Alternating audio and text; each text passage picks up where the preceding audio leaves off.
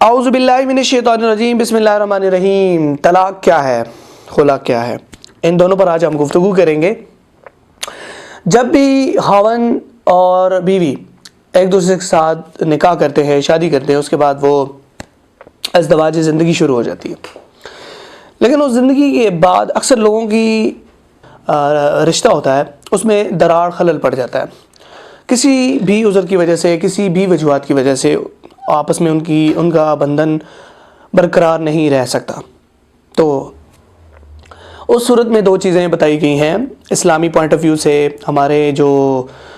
Muslim family ordinance section 7 اور 8 کی تحت۔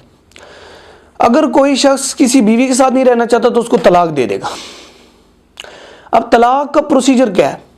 وہ سیکشن 7 بتا رہا ہے کہ اگر آپ نے طلاق دینی ہے تو اس کو آپ نے 3 طلاق نہیں دینی۔ یعنی صحابہ کرام کا جب اجماع ہوا تھا تو اس میں تو 3 طلاق کہہ دیا گیا تھا، ابھی بھی وہی ہے، لیکن اب کے دور کی نوعیت کو مد نظر رکھا گیا، کیونکہ آج کے دور میں لوگ ڈپریشن کا شکار ہیں، لوگ پریشانیوں کا شکار ہیں، اور بہت زیادہ موجودہ جو دور میں جو بھی اسباب ہیں اس کو مد نظر رکھا، تو اس میں جو اجماع ہے یا اس میں جو قانون بنا ہے وہ کیا کہہ رہا ہے؟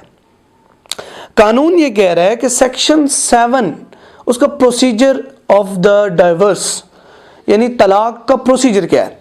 سب سے پہلے ایک شخص نے اگر اپنی بیوی کو طلاق دینی ہے تو وہ 1 طلاق دے گا۔ 1 طلاق کہہ کر وہ اگر رخصت ہو جاتی ہے، میکے چلی جاتی ہے، واپس گھر چلی جاتی ہے، تو جو پروسیجر آف دا ڈائیورس ہے، پروسیجر آف طلاق ہے، وہ یہ ہے کہ اس نے پہلے یونین کونسل کے جو چیئرمین ہیں ان کو اپنی اپلیکیشن دینی ہے طلاق کی، جس نے طلاق دی مرد نے۔ یونین کونسل کے چیئرمین کے پاس جب یہ نوٹس جاتا ہے تو وہ 30 دن کے اندر ایک آربیٹریشن کونسل بناتا ہے، یعنی ثالثی کمیٹی جس کو کہتے ہیں، کہ ان دونوں کے درمیان صلح کروا دی جائے۔ کوشش یہ ہوتی ہے کہ ان دونوں کے درمیان صلح ہو جائے۔ اگر صلح ہو جاتی ہے تو وہ بغیر کسی نکاح کے، بغیر کسی حلالے کے وہ واپس گھر آ سکتی ہے۔ لیکن اگر 90 دن گزر جائیں تو 90 دن سے جب 91 ڈیز ہو جائیں، 91 دن یعنی 90 دن سے 1 دن بھی اوپر ہو جائے تو وہ طلاق افیکٹو ہو جاتی ہے۔ پھر نکاح کرنا اور نئے معاوضے پہ یا نئے مہر پہ جو ہے وہ نکاح ضروری ہوتا ہے اور اس کو گھر واپس لانا ہوتا ہے۔ اب یہاں پر یہ سیکشن 7 تو یہ بتا رہا تھا، لیکن اگر ایک شخص نے 1 طلاق دی اور وہ رجوع کرتا ہے، اس کی جو عدت ہے اس میں رجوع کرتا ہے اور اس کو واپس بلا لیتا ہے، دوسری طلاق دی اس پہ بھی وہ رجوع کر کے واپس بلا سکتا ہے، لیکن جب تیسری طلاق دے گا تو اس میں وہ رجوع نہیں کر سکتے، وہ پھر طلاق ہو جاتی ہے۔ پھر حلالہ کے بغیر اس کا کوئی حل نہیں ہے۔ اب حلالہ کیا ہے؟ حلالہ اسلامی پوائنٹ آف ویو سے وہ پروسیجر ہے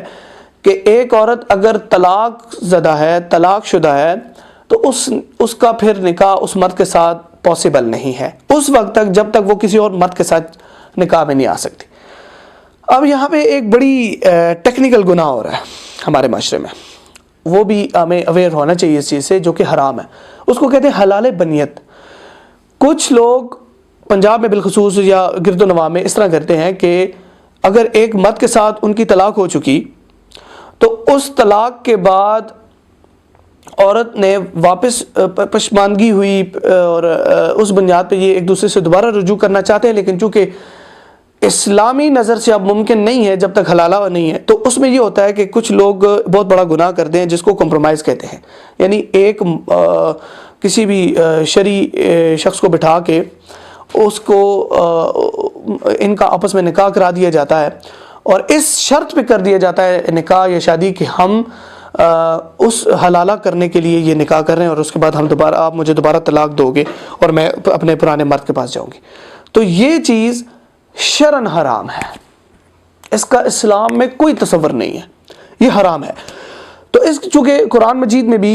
یہ چیزیں وضع ہیں، مختلف جو آیات ہیں، جیسے سورۃ البقرہ ہے، آیت نمبر 229 ہے، تو اس میں الطلاق مرتان فامساک بمعروف او تسریح باحسان، کہ طلاق 2 بار تک ہے، پھر بلائی کے ساتھ روک لینا ہی بہتر ہے۔ اب ایسا نہیں کہ اگر آپ 2 دفعہ طلاق دے دیتے ہیں اور دوبارہ جب اپنی بیوی کو واپس لاتے ہیں تو اس بنیاد پہ نہ لایا جائے کہ اس کو مارا پیٹا جائے، اس سے بدلہ لیا جائے، اور اس بنیاد پہ نہیں، یہ سختی سے منع ہے، جبکہ اس کو باوقار طریقے سے واپس لایا جائے، اور عورتوں کو بھی اس چیز کی تلقین کی گئی ہے کہ وہ بھی اس کے بعد رجوع کرے اور دوبارہ سے اس چیز کا جو ہے وہ آپس میں رشتہ نبھائے۔ اور اس کے بعد جب 90 دن گزر جاتے ہیں، اب اس میں ایک بڑی ٹیکنیکل چیز ہے، 90 دن گزرنے کے بعد اگر کوئی عورت پریگننٹ ہے تو پریگننسی جب تک ہے اس وقت تک طلاق افیکٹو نہیں ہوگی۔ میں نے آپ کو تھوڑی دیر پہلے بتایا تھا کہ جو ہمارا مسلم فیملی آرڈیننس ہے سیکشن 7 یہ کہتا ہے کہ اگر کسی شخص نے اپنی عورت کو طلاق دے دی ہے اور 90 دن گزر چکے ہیں ایک طلاق کو، تو وہ 90 دن کے بعد افیکٹو ہو جاتی ہے طلاق۔ لیکن اگر عورت پریگننٹ ہے، چاہے 180 دن بھی گزر جائیں تو پھر بھی طلاق افیکٹو نہیں ہوگی۔ اور کہ جو صحابیہ تھیں انہوں نے کہا کہ میں ان سے جان چھڑانا چاہتی ہوں، تو نبی پاک صلی اللہ علیہ وسلم نے کہا کہ کوشش کرے کہ اگر ریکنسیلیشن ہو جائے،